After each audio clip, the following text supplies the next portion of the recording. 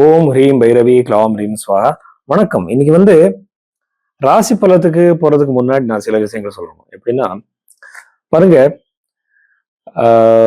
நிறைய பேரோட birth details சரியா இருக்காது. டேட் ஆஃப் பர்த் மிஸ்டேக் இருக்கும், டைம் மிஸ்டேக்கா இருக்கும். அவர் பிறந்த டைம் டேட்டே தெரியாது நிறைய பேருக்கு. ஸோ அப்படி இருக்கும்போது நீங்க ராசி பலத்தை எப்படி பார்ப்பீங்க? ஸோ இது பாருங்க, இன்னொரு விஷயம் என்னன்னா, அப்படி நம்ம ப்ரெடிக்ஷன்ஸ் கொடுக்கும்போது தப்பாகுது. அதனால நான் என்னன்னா, நாடி ஜோதிடம் படி, வெஸ்டர்ன் பாமிஸ்ட்ரி, இந்தியன் பாமிஸ்ட்ரி படி கை ரேகை வச்சு ஜாதகத்துக்கு மேட்ச் பண்றேன். ஸோ அப்போ நம்ம கை ரேகை போய் சொல்லாது. கையில் ரேகைகள் கையில ராசிகளும் இருக்கு, நட்சத்திரங்கள் இருக்கு. ஸோ அதுக்கு இதுக்கு மேட்ச் பண்ணி ஒரு சரியான ப்ரெடிக்ஷன் கொடுக்க முடியும். எப்படின்னா, வேலை எப்போ கிடைக்கும், திருமணம் எப்போ நடக்கும், இந்த எல்லா விஷயத்துக்குமே பதில் நாம பாமிஸ்ட்ரி, அதுக்கப்புறம் ஜாதகத்தை மேட்ச் பண்ணி சொல்ல முடியும். இது நாடி ஜோதிடத்திலும் கூட நிறைய விஷயங்கள் இருக்கு. நாடி ஜோதிடம் படி இப்போ குரு கிரகத்தோட டிரான்ஸ்லேட் இருக்கு. அது எல்லா ராசிகளுக்கும் எல்லாருக்கும் நல்லது நடக்குமா? அப்படி இல்லை. எப்படின்னா, நம்ம அது எவ்வளவு ஒரு ரவுண்ட்ல வருது. இப்ப பாருங்க, ஒரு ரவுண்ட் வர்றதுக்கு 12 இயர்ஸ் ஆகும். இப்போ எத்தனை ரவுண்ட்ல அது இருக்கு உங்க ஜாதகம் படி? இப்போ உங்களுக்கு 24th இயர்னா அது 2வது ரவுண்ட் தாண்டி 3வது ரவுண்டுக்கு போயிட்டு இருக்கும். ஸோ அப்படி இருக்கும்போது அது எல்லாமே எப்படி நம்மோட லைஃப்க்கு அது எப்படி எஃபெக்ட் பண்ண முடியும் தெரிஞ்சுக்கிறது எப்படின்னா, அந்த ஜாதகம் நம்ம கைரேகை எல்லாமே பார்க்கணும். ஸோ அப்படி நான் ரிசர்ச் பண்ணி ரொம்ப அதுக்கு டைம் வேணும் அது பார்க்கறதுக்கு. சும்மா ஒரு ஜாதகம் கொடுத்தாலே 5 மினிட்ல எல்லாமே சொல்றாங்க. ஜாதகம் பார்த்த உடனே பெருசான பூஜை எல்லாம் சொல்றாங்க, ஜெம்ஸ்டோன் சொல்றாங்க, என்னென்னமோ சொல்றாங்க. எல்லாமே ஜோதிடத்துல இருக்கா? கண்டிப்பா இல்ல. புருஹத் பராசர ஓர சாஸ்திரத்துல வெறும் தானம் பத்தி, மந்திர ஜபம் பத்தி தான் இருக்கு. அவ்வளவு காஸ்ட்லியான ரெமெடிஸ் ஒன்றும் இல்லை. அப்படி இருக்கும்போது உண்மையான ஜோதிடத்தை நம்ம பார்க்கறதுக்காக இந்த மாதிரி தான் பார்க்கணும். ஸோ அதுக்கு நீங்க என்னோட கன்சல்டேஷன் நீங்க எடுத்துக்கலாம். தனுசு ராசி 2026 ஜூன் மாதத்துல இந்த தனுசு ராசியில பிறந்தவருக்கு என்னென்ன பாசிட்டிவ் இருக்கு, நெகட்டிவ் இருக்கு நம்ம பார்க்கலாம். ஃபர்ஸ்ட் குரு கிரகத்தோடு ஒரு கோச்சாரத்துல ஆகிட்டு இருக்க சேஞ்ச் இந்த கர்க்கட ராசியில எப்படி இந்த ராசியில எஃபெக்ட் பண்ணும் நம்ம பார்க்கலாம்.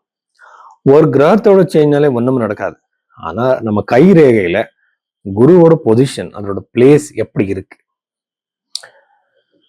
கர்நாடக ராசி நம்ம கைரேகையில எப்படி இருக்கு, ஒரு ராசி நம்ம கையில இருக்கும், அது எப்படி பாக்குறது, இதுக்கு எல்லாமே சயின்டிபிக் மெத்தட்ஸ் இருக்கு.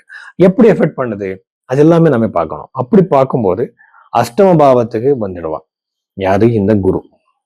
ஃபர்ஸ்ட் இந்த அக்கால்ட் சயின்ஸ் எல்லாமே யாராவது கத்துக்கிட்டு இருக்கீங்களோ, ஃபர்ஸ்ட் அஸ்ட்ராலஜி, மந்திர ஜபம், அந்த மாதிரி யோகா, அந்த மாதிரி சித்திகளுக்காக ட்ரை பண்ணுவாங்க.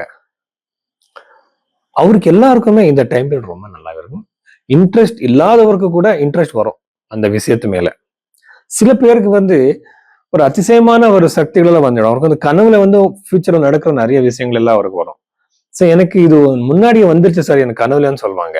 இந்த மாதிரி எல்லாம் பாசிபிலிட்டிஸ் இந்த ராசியில பிறந்தவங்களுக்கு இருக்கும். இது தனுசு ராசினா ஒரு ஸ்பிரிச்சுவலான ஒரு ராசி, குருக்கு சம்பந்தப்பட்ட ராசி இல்லையா? அந்த ராசியாதிபதி உச்சத்துல இருக்கிறதுனால இப்படியெல்லாம் நாம எக்ஸ்பெக்ட் பண்ணலாம். அஷ்டம பாவத்தை பார்க்கும்போது கண்டிப்பா இவ்வளவு விஷயங்கள் இருக்கு. ஆனா இது ப்ராப்பர்ட்டி கொடுக்குற ஒரு யோகம் அதிகமாயிடும் இந்த தனுசு ராசிக்கு. எப்படின்னா, பூர்வீக சொத்து கிடைக்கலாம், கோர்ட்ல இருக்கிற பிரச்சனை இல்லை இருக்கிற அந்த சொத்து கிடைக்கலாம், டிஸ்பியூட்ல இருக்கிற சொத்து கிடைக்கலாம், உங்களுக்கு நீங்களே வாங்கலாம். சில பேர் கோவில் கட்டியிருப்பாங்க, அங்கே அவ்வளவு இம்ப்ரூவ்மெண்ட் இருக்காது அந்த கோவில்ல. இப்போ இந்த தனுசு ராசியில பிறந்தவருக்கு அந்த கோவில்ல ஒரு இம்ப்ரூவ்மெண்ட் இருக்கும், அங்க இருக்கிற பிரச்சனை சரியாயிடும். நிறைய பேர் வீடு கட்டுவாங்க, நிறைய பேர் லேண்ட் வாங்குறதும் அக்ரிகல்ச்சர் லேண்ட் வாங்குற யோகம் அதிகமாவே இருக்கு இந்த டைம் பீரியட்ல தனுசு ராசியில பிறந்தவருக்கு. பஞ்சம பாவத்தை நம்ம பார்த்தா கண்டிப்பா அவங்க குழந்தைகளுக்கு முன்னேற்றம் சக்சஸ் இருக்கு, எஜுகேஷன்ல கூட நல்லா வருவாங்க. சதுர்த்த பாவத்துல நம்ம சேட்டர்ன் பார்த்தா கண்டிப்பா நீங்க ஒரு அக்ரிகல்ச்சர் லேண்ட் வாங்குற அதிகமான யோகம் இருக்கு. இன்னொரு விஷயம் என்ன, உங்க வீட்டுல கூட நல்லா பெரியவர்கள் வயசானவர்கள் உங்க வீட்டுல இருக்கிறது ரொம்ப நல்லது இந்த டைம் பீரியட்.